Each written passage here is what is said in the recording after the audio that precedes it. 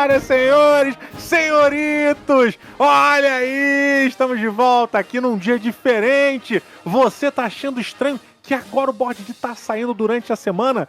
Por incrível que pareça, não aconteceu. Foi planejado, olha que maravilha. Agora o Board D, se tudo der certo, se o senhor do agendamento me permitir, toda quarta-feira a gente tá com o nosso podcast no ar.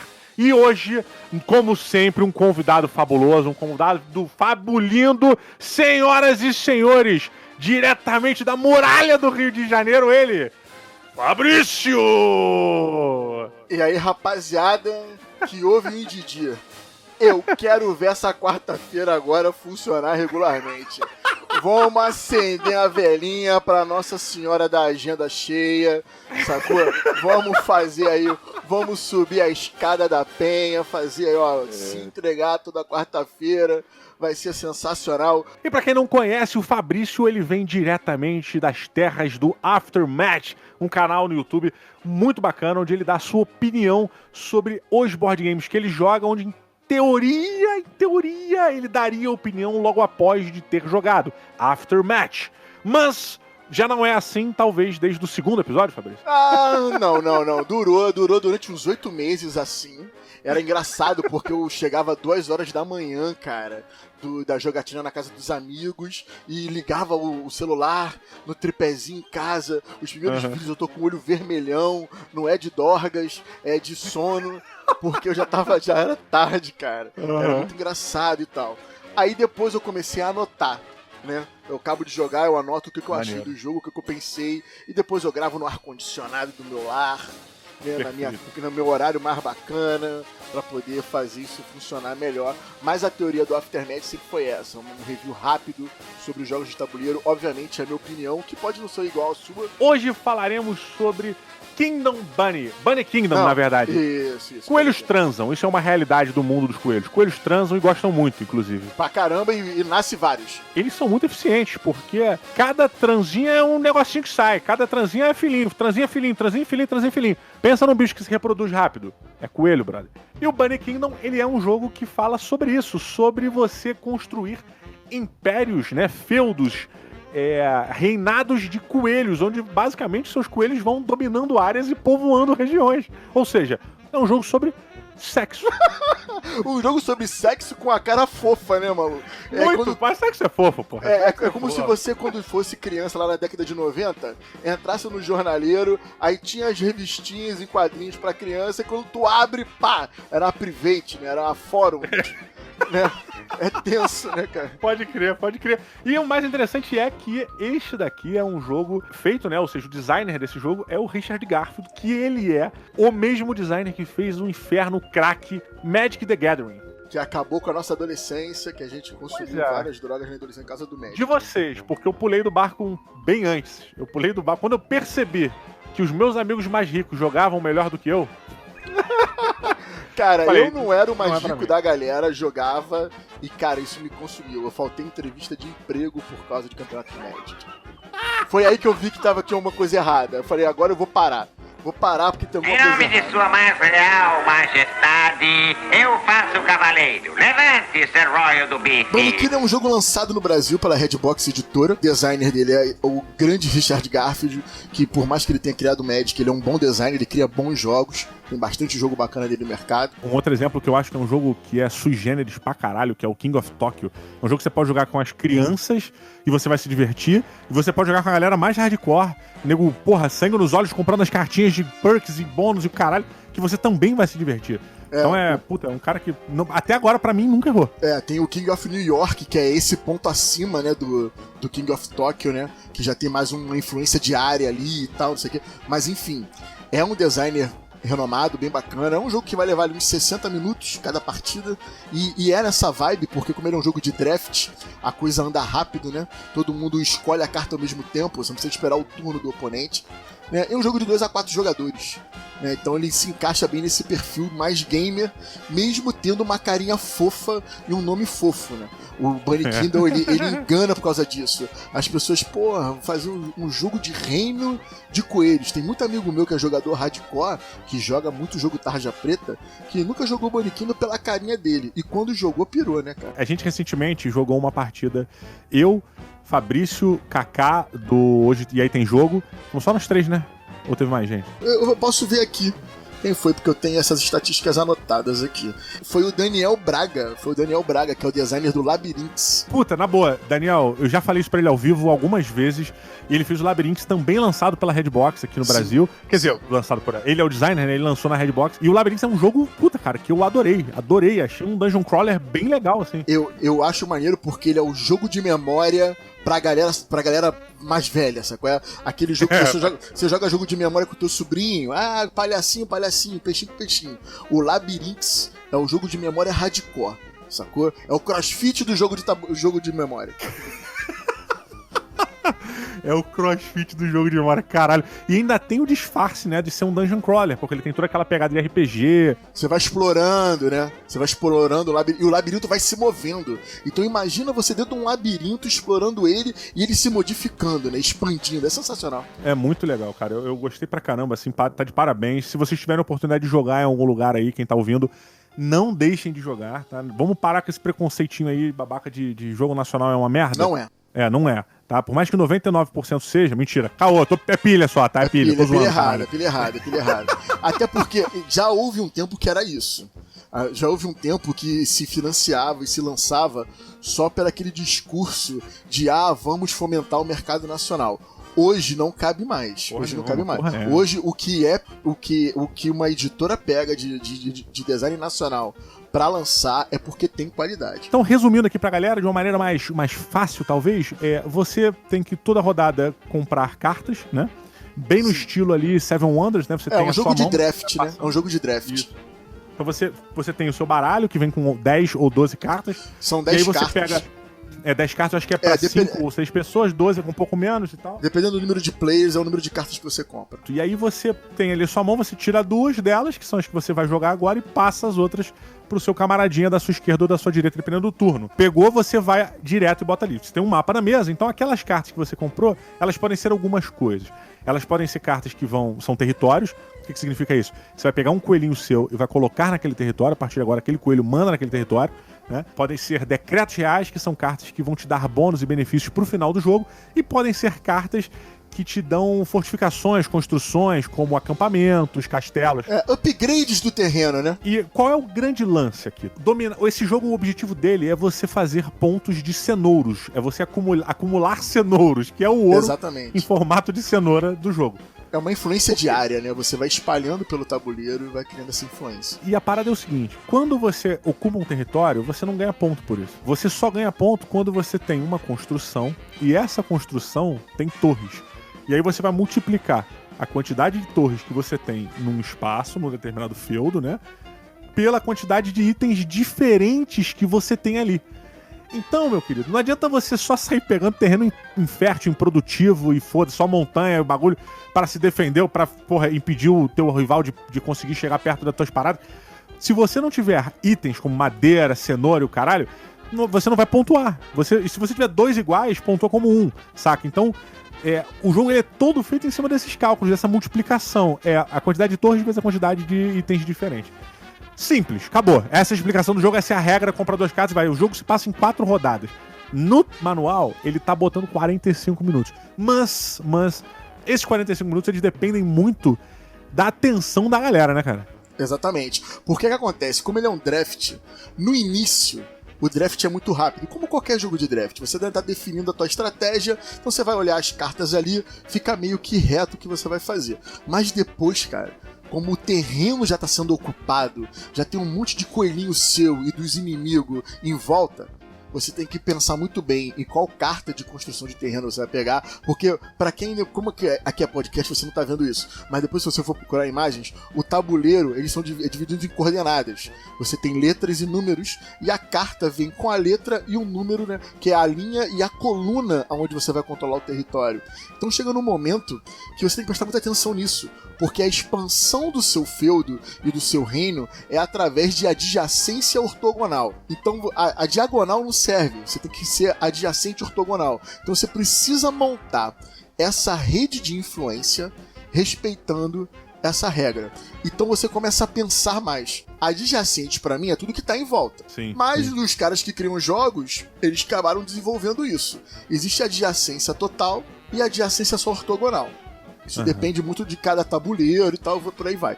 Então a expansão do seu feudo é em função disso. Então quando chega já na segunda fase de draft, que você tem 10 cartas, aí o cara que é mais pro player, ele vai começar a contar quantas cartas vão ser compradas até a mão voltar pra ele. Então o que ele pode abrir mão. Então o jogo ele começa a escalonar e fica um pouco mais demorado. Porque você começa a pegar carta pra sacanear os amiguinhos. Muita gente, quando você tem draft dessa forma, acha que é meio caótico. O jogo vai ficar caótico, não sei. Não tem essa parada no Bunny Kingdom não, cara. Porque a sua expansão depende das cartas que você compra.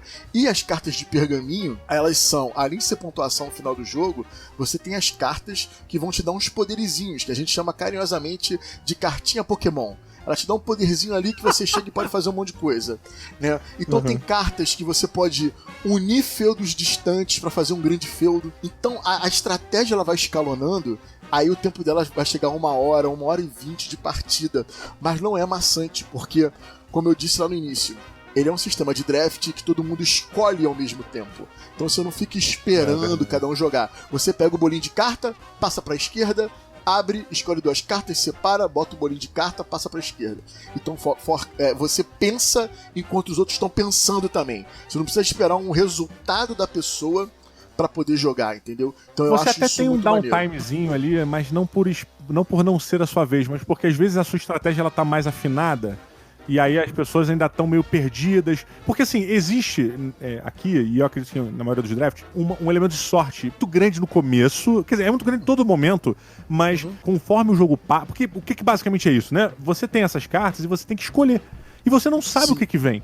Então você tem que imaginar, ele fala, porra, eu tenho 10, vamos supor, eu tenho 10 cartas. Estamos jogando aqui em 4 pessoas. Se eu tenho 10 cartas, tem 40 cartas na mesa. Eu vou comprar 2, cada um vai comprar 2. Então vão sair 8 cartas. Então dessas 40, vão ficar 32. Tá, beleza. Quando der a primeira rodada, ou seja, quando eu passo as minhas cartas pra esquerda e isso continua rodando 4 vezes, 3 vezes, significa que encerrou um ciclo. Sim. E aí, a partir de agora, eu já sei o que vem, teoricamente, né? Eu já vi todas as cartas do jogo, eu já tenho uma noção do que tem na mesa na mão de todo mundo. Sim.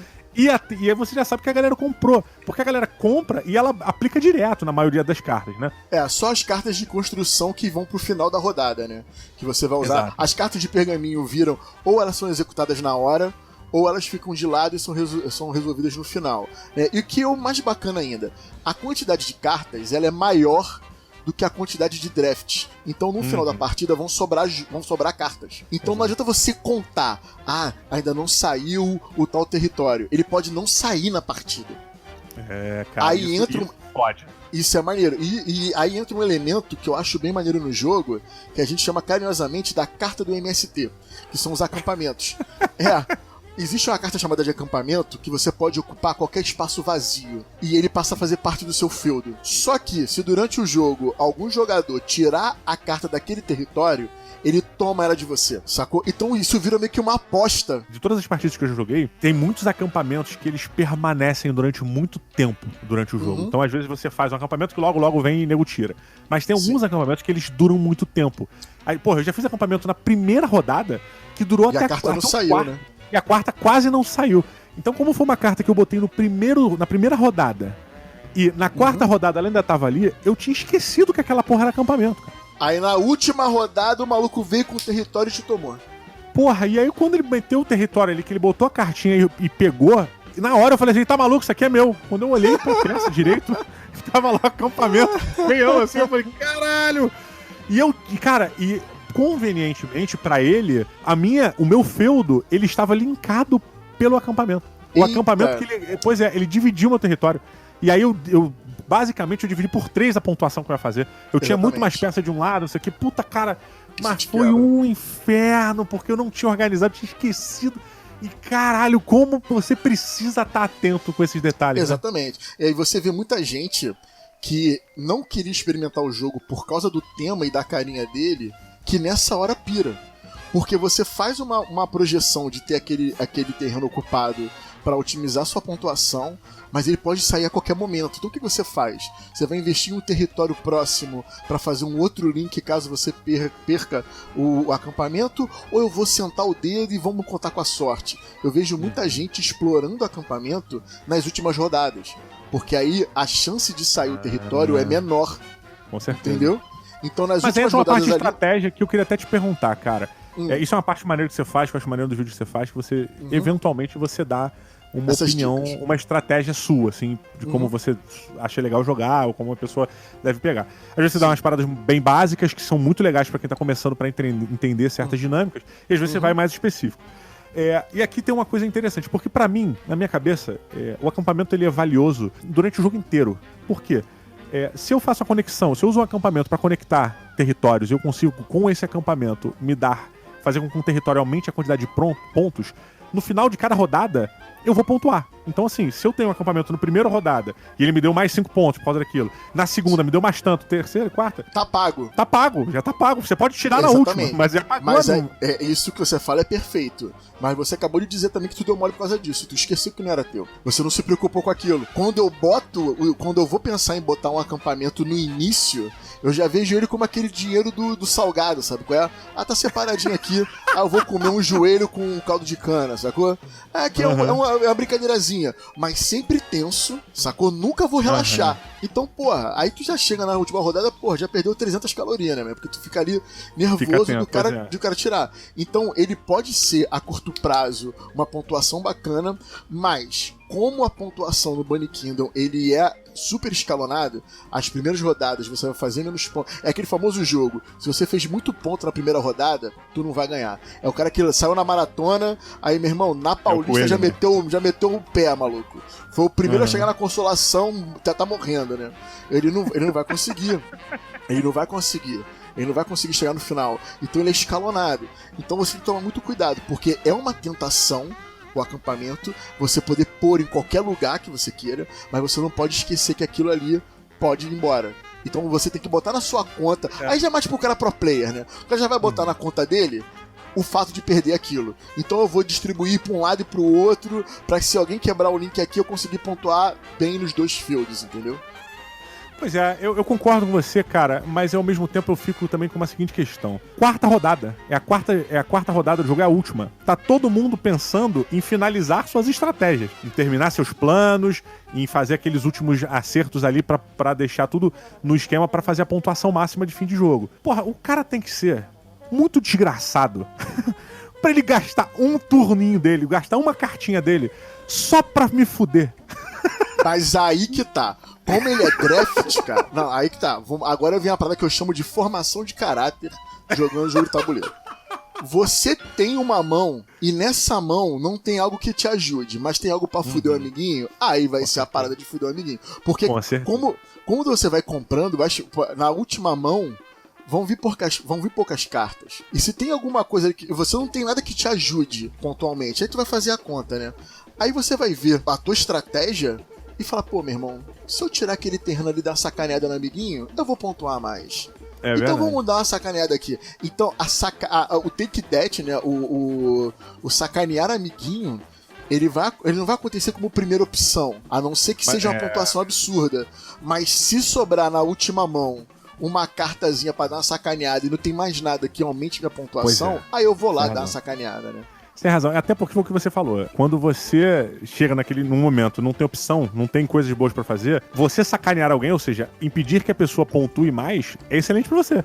É quase como se você estivesse ganhando pontos também. É porque o cara está impedindo a outra pessoa de ganhar pontos. E aí ele já fica mais vulnerável na disputa final pelos cenouros. Então, realmente, cara, Eu falei recentemente sobre um jogo, porque muita gente manda perguntas lá pro canal, aí falam sobre isso, né? Sobre você jogar sacaneando os amiguinhos.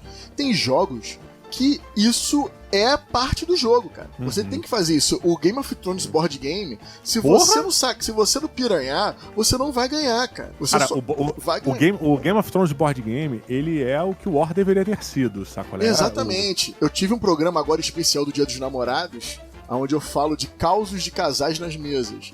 Eu tenho um casal de amigos meus que, cara, a amiga minha deu uma sacaneada no marido dela numa mesa de Game of Thrones sensacional, cara.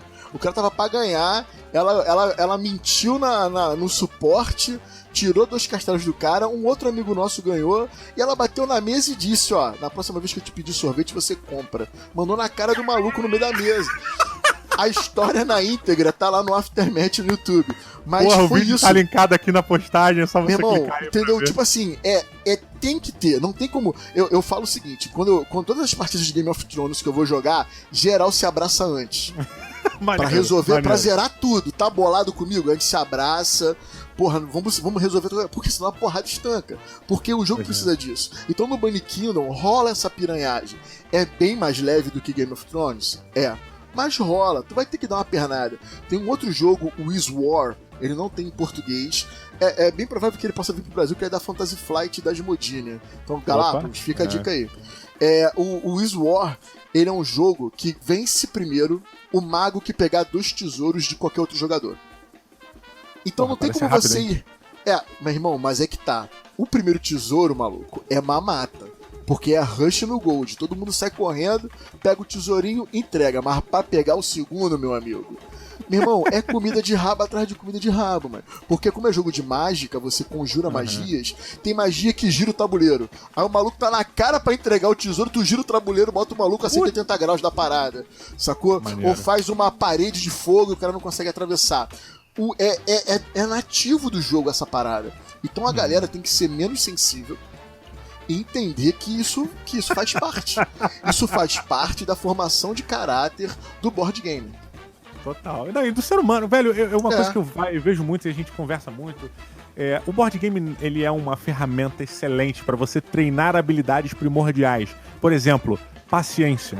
Não existe maneira mais interessante de você treinar a sua paciência do que num jogo como o Game of Thrones Board Game. Porque você sabe que você vai ser zoado. Você sabe que você não pode declarar abertamente o que você quer fazer. Você sabe que você tem que ir devagar, que se você for com muita sede ao pote, todo mundo vai perceber. E então você tem que trabalhar, você tem que respirar, você pensa 2 vezes.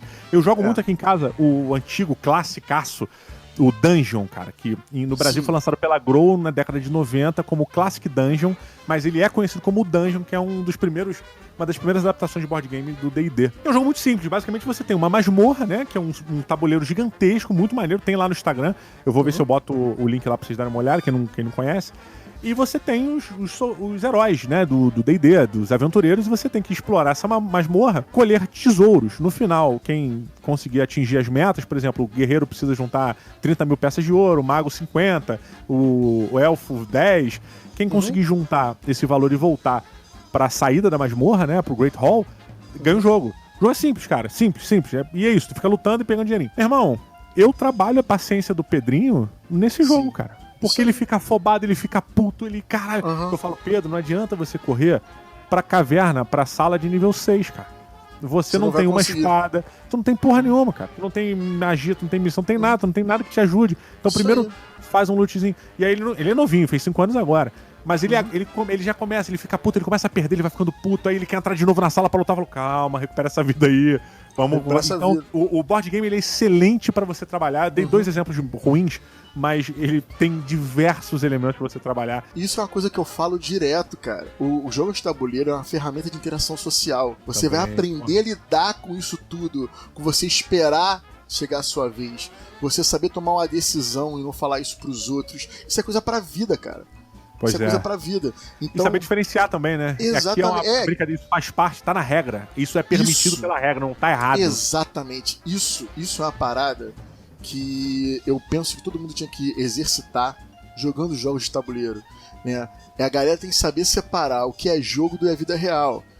Né? Outro caso, teve um cara que comentou nesse vídeo dos namorados que eles estavam numa mesa jogando Resistance. O cara tirou a aliança de casado, botou na frente da esposa e falou: se você for espinha, tá tudo acabado. Caraca, mano, é vagabundo. A galera chega num nível hardcore, cara. Entendeu? Então, se você estiver jogando Bunny Kingdom e tomar-lhe uma zoada no acampamento, calma, cara. Você joga depois outra partida de Bunny Kingdom e rouba o acampamento do outro maluco, dá o troco depois dentro de campo. Em nome de sua mais real majestade, eu faço o cavaleiro. Levante, Sir Royal do Bife. Uma dúvida que eu tenho, cara, é pra esse modelo, pra esse tipo de jogo, porque aqui a gente tem o draft, como você falou, né? Que a gente vai ficar comprando carta, pegando, sacando carta e descendo as mesmas cartas. E a gente tem um controle de território, de certa maneira, né? Um influência de território ali, onde a gente vai ficar andando, botando nossos peões na mesa. Eu acho legal, adoro, na verdade, eu adoro o Bunny Kingdom ser desse jeito, da maneira como ele é, mas ao mesmo tempo existe um fator aí que me tira um pouco, que é a aleatoriedade e o elemento sorte que você tem que ter, principalmente nas 2 primeiras rodadas, porque você fica à mercê do que vem. Cara, na verdade, existe esse elemento randômico, que são as compras das cartas, mas, no meu ver, como você pontua por feudos distantes, o fato de vir cartas próximas não é algo que é um problema, né, na sua pontuação final. Eu vejo que o que define a sua pontuação final no Bunny Kingdom é os objetivos secretos que você pega. Ah, entendi. Então talvez o equilíbrio para essa Exatamente. aleatoriedade na seleção dos territórios, o caralho a randomicidade, a aleatoriedade das cartas que vem, ela vai ser compensada com a linha estratégica que você vai seguir. Caraca, outro termo para TCC, linha estratégica. Que é... é meio militar até, isso é meio militar até. Que é... E militar me tenso. Mas enfim, vamos ser interceptados aí, Tem os caras ali, militar já pega pra ouvir o programa. Aí, cara, o pergaminho, ele vai te dar essas pontuações extras no final. Então é ele que vai te nortear. Tem muita gente que deixa pra pegar pergaminho no final, vai meio que quebrar a cara. Porque ele tá contando que venha um pergaminho de pontuação extra em cima daquilo que ele construiu. Eu já não curto isso. Geralmente na primeira rodada eu já procuro umas cartas de pontuação pra eu me nortear, sacou? O pergaminho são cartas que vão te dar pontos de que sentido? Por exemplo, você ganha mais 20 pontos se você controlar 7 fazendas de cenouras. Você vai ganhar 3 pontos pra cada território que você tiver na borda do tabuleiro. E por aí vai. Existem diversos cartas de pergaminho e cartas de tesouro. Cartas de tesouro normalmente te dão prêmios reais. Por exemplo, você ganha um cálice que vale 15 cenouros. E aí, isso automaticamente no fim do jogo são 15 cenouros pra você. Então você tem essas duas distinções. Aí já é uma parada mais de gamer, né? A gente já faz meio que uma conta. Você vai comprar 6 cartas, se eu não me engano. 6 não. Você vai comprar 1, 2, 3, 4, 5 vezes. Vai rodar 5 vezes ali. São 5 compras. Eu tento um jogo pelo de 10, menos... né? Se forem 12 cartas, você vai 6. Vai comprar 6. Então se de 10 cartas, eu procuro pelo menos 2... no máximo 2, serem de pontuação, pra eu poder me nortear. Ah, legal, hein, cara. Entendeu qual é? Isso, mas é que acontece. Pode não sair cartas de pontuação no início. Aí, isso é o que a gente chama de rejogabilidade. O jogo, ele acaba tendo uma forma diferente de você se comportar toda vez que você joga. Sacou? E isso é importante. Você não tem aquele jogo linear. Eu vou pegar castelo pra criar cenoura, pra multiplicar pelo número de produtos e pontuar. Não vai rolar. Pode ser que não saia um jogo propício pra isso nessa partida, né? Um adendo rápido, essa questão que você falou da rejogabilidade, eu acho que a gente uma vez falou, acho que no Lagrange, da questão de ser punitivo ou não, a gente se referiu ao Agrícola, que o Agrícola era mais punitivo do que o Lagrange, e na real eu acho que aqui tem um elemento também muito interessante, porque você, por mais que você comece a comprar pergaminhos, né, pra você poder criar uma estratégia, e na próxima rodada você percebe que aquela estratégia não deu frutos, você ainda tem tempo de recuperar. Se reinventar ali. Exatamente. Entendeu? Então, eu já vi gente jogando Bunny Kingdom que não fez feudos poderosos, com bastante pontuação, mas, por exemplo, ele pegou carta de pontuação da borda. Feudos que estejam na borda, que estejam no canto. O cara fez mais pontos do que se ele se preocupasse em montar feudos maiores. Então, isso dá uma variação estratégica interessante pro jogo valer a pena. E isso basicamente o que ele fez, né? Ele pegou esses territórios, ele teve a sorte de conseguir vir pra mão dele os territórios na borda. Obviamente não é só uma sorte, porque existe todo um planejamento. Você vê Você começa a comprar, você começa a botar, você vai selecionando sempre aqueles territórios. E ainda ele deve ter somado cartas como Pergaminho e outras cartas que deem benefícios para quem tem territórios na borda. Então é uma estratégia que o cara, provavelmente ali na hora, ele falou, puta, tô na merda, vou criar alguma coisa aqui. E aí surgiu, porra, legal. Como é versátil, né, cara? Por exemplo, todo terreno de rio tem peixe, né? Você vai pegar sempre peixe ali. Então você não tem uma variação de produtos. Porque você multiplica o número de produtos diferentes pelo número de cenouras. Se você só tiver peixe, é só um. É 1 vezes o número de cenoura. Mas você tem objetivos que te dão uma pontuação cavalar pra quem domina mais peixe. Exato, cara. Sacou? Pra cada peixe que você tiver. Então é um comportamento diferente. É até difícil de você marcar, de você ficar marcando o jogador. E o cara pegou mais um território de peixe, mas tu não sabe qual é a pontuação extra que ele tem, entendeu? Então isso é muito maneiro. Tá aí uma coisa que eu achei um pouco complicada aqui, não que seja necessariamente ruim, eu realmente não sei o que eu pensei ainda sobre isso, o que eu acho disso, mas a marcação do jogador, ela é muito complexa porque a estratégia dele, ela pode estar mudando, você não sabe exatamente o que é, porque é muito versátil o jogo, cara. É quase difícil você saber, o cara tá pegando só na borda. Tudo bem, na borda é meio, porra, chega na terceira rodada tu vê que o cara só tem território na lateral, né?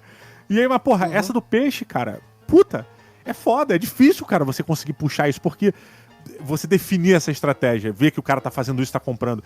Então essa pra mim tá uma dificuldade que eu tive. Eu não consegui marcar bem, eu não conseguia fazer a contenção legal do jogo, sacolé? Por isso que pra mim a questão do acampamento se tornava uma questão de caráter. Porque se era difícil pra mim marcar o jogo dos outros, eu achava que a recíproca era da verdadeira, né, cara? Era a mesma. Sim. E não era, não. Tava todo mundo marcando meus acampamentos, tava vendo ali as paradas, eu falei, caralho, será que eu sou idiota? Não consigo calcular? É uma parada que é bem complicada de você poder fazer uma leitura, ainda mais nas primeiras partidas que você joga, né? Isso vai demorando um pouco, vai dificultando. Mas aí, cara, eu sou bem sincero, né? Quando eu jogo, eu tô jogando muito pra me divertir e pra degustar o jogo. Eu não fico muito preocupado nas primeiras partidas em marcar, em sacanear o amiguinho e tal. Então eu consigo ser mais suave nas primeiras partidas que eu jogo. Sim. Hoje em dia não, hoje em dia é faca no dente, sangue no zóio e vamos pra dentro. Mas já houve um comportamento mais tranquilo, né? Apresentando Sua Mais Real Majestade, o Rei! Olha, minhas conclusões finais aqui sobre Bunny Kingdom, cara, é um jogo que tem uma arte que não vende a sua tenacidade. Não vende. Porque ele vem todo fofinho, coelhinhos, olha que legalzinho, pomponzinho no rabinho, paraná, e você acha que é um jogo suave.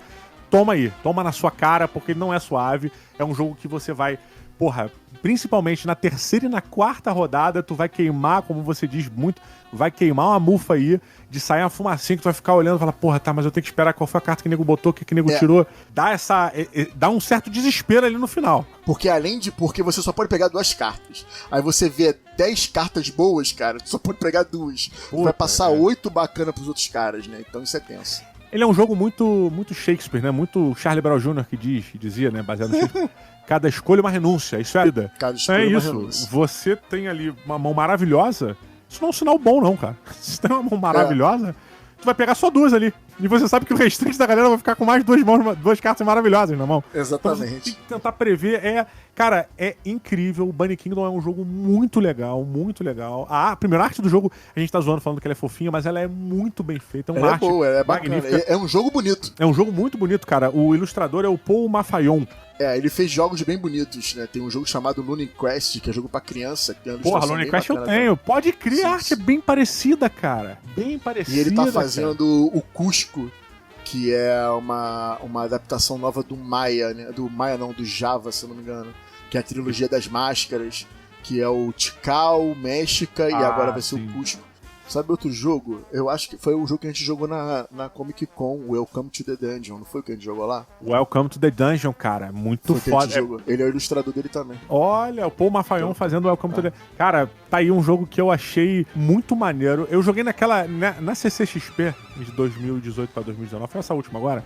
Eu acho que eu joguei perto de 40 partidas, cara, de Welcome to the Dungeon, cara. Caralho, tá malandro na parada. Pois é, não, nem tô, cara, porque se tem uma habilidade que eu não tenho, é aprender rápido, cara. Puta, é uma merda. Eu gasto isso com outra porra, né? Mas, cara, ó, o Bunny Kingdom, ele tá nessa faixa, você encontra ele de 210, 240, essa é a faixa de preço dele. Porra, é um excelente investimento, ele é um excelente investimento. Eu acho que ele é um jogo que faz talvez uma transição legal pra um público que tem uma noção de board game, mas não joga coisas tão hardcore, porque você pode jogar ele só pela sorte, você pode ficar só indo, fluindo ali na vibe, ou você pode realmente montar estratégias, planejar bem pra caralho e fazer um puta jogo. Então eu acho que ele agrada a esses dois públicos, o que é interessante pra você usar realmente com um grupo intermediário pra mais hardcore, assim. Eu acho que o preço Brasil que a gente tá falando, né, 200 e pouco, eu sempre acho que pode baratear, mas o preço pra mim tá numa faixa que faz jus ao jogo, cara, porque ele tem os coelhinhos ali, ele tá bonitinho, porra, é muito bem feito, a Redbox mandou bem aqui no trabalho com esse jogo, e é um jogo que aqui em casa já viu mesa 6 vezes, cara. E a entrega final dele é bacana, né, o resultado, quando o jogo acaba, você tem um tabuleiro com os coelhos influenciando as áreas, os castelinhos e tal, ele é bonito lindo no final, ele gera umas fotos pro Instagram sensacional. Porra, mas aí que tá, agora tu pegou um ponto que eu tinha esquecido. Meu irmão, se você não gosta de fazer conta, cara, você vai ter uma dificuldadezinha no final. Porque a contabilidade... Na boa, pra você calcular esse jogo, tu tem que estar com a maquininha no calculador assim na mão e tal. Na verdade, vem um Player Aid, que é a tabela de multiplicação, aquela que tu tinha lá no primário, quando a tia Cocota te ensinou a multiplicar.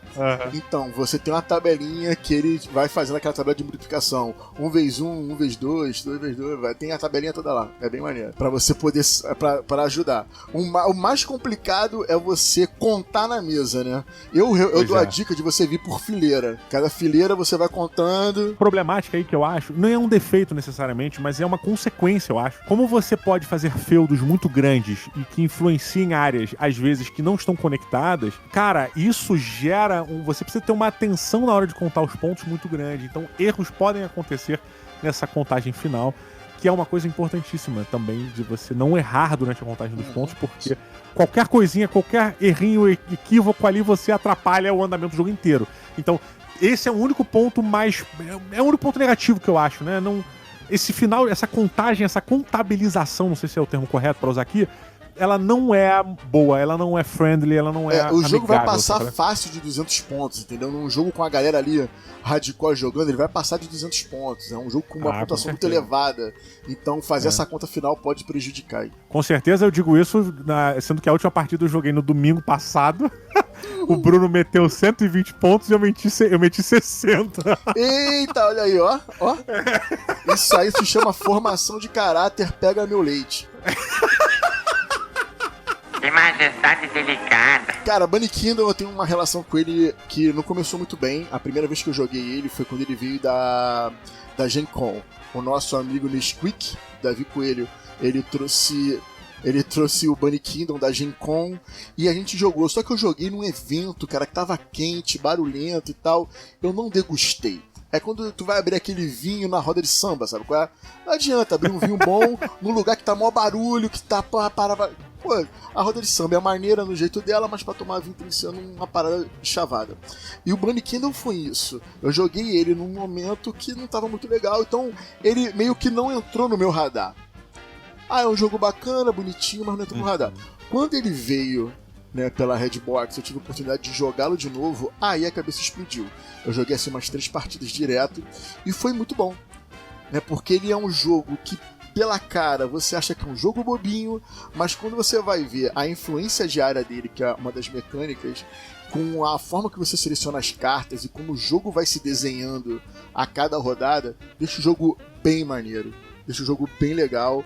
Ele é um ótimo jogo para ser o segundo passo de quem tá entrando nesse mundinho, né? Você pode entrar ali nos jogos de tabuleiro, jogando nos jogos mais festivos, né? Um Código Secreto, um Dixit, sei lá, um Saboteur. Aí de repente, num momento mais intimista, com menos pessoas, pô, vamos jogar aqui um Bunny Kingdom, que é um jogo de regra fácil, né? Você vai escolher 2 cartas e vai ler o que a carta fala para você fazer. Né? Não tem uma regra muito rebuscada. E o visual chama atenção, né? Pra galera que tá começando, eu falo muito isso pra umas pessoas mais próximas, né? O cara quer pegar o amigo que não costuma jogar e botar ele pra jogar um jogo pesadão, onde não tem uma arte gráfica bacana, mas tem uma profundidade de regras absurda. Não, tu vai assustar o cara vai meter o pé. O Bunny Kingdom, ele tem um Pode visual, ele tem os castelinhos em 3D, né, que é muito bonitinho. De você faz uma diferencinha isso, né, cara? Faz uma diferença. Isso, pra quem não é do meio, ele é mais palatável. Então seria bacana você utilizar esse tipo de jogo pra quem tá entrando no mundinho com você ali, né? Porque você quer aproveitar. Você comentou uma parada que eu concordo muito, cara, que é você jogou 3 partidas. Você falou, e da outra vez eu joguei 3 partidas direto com a galera e tal.